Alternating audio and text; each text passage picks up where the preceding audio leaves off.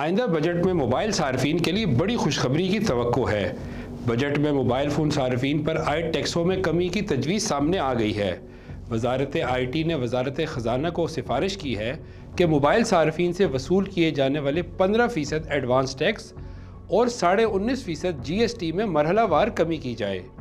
حکام کے مطابق اس اقدام کا مقصد موبائل اور انٹرنیٹ سروس کو عام آدمی کی پہنچ میں لانا اور ملک بھر میں ڈیجیٹل شمولیت کو فروغ دینا ہے۔ اس کے علاوہ براڈ بینڈ آلات اور ٹیلی کام انفراسٹرکچر پر عائد ڈیوٹیز کم کرنے کی بھی سفارش کی گئی ہے، جس سے کمپنیوں کو نیٹ ورک توسیع اور سروس کا معیار بہتر بنانے میں مدد ملے گی۔ وزارت آئی ٹی نے نجی شعبے کی سرمایہ کاری بڑھانے پر بھی زور دیا ہے تاکہ ڈیجیٹل معیشت کو مزید ترقی دی جا سکے۔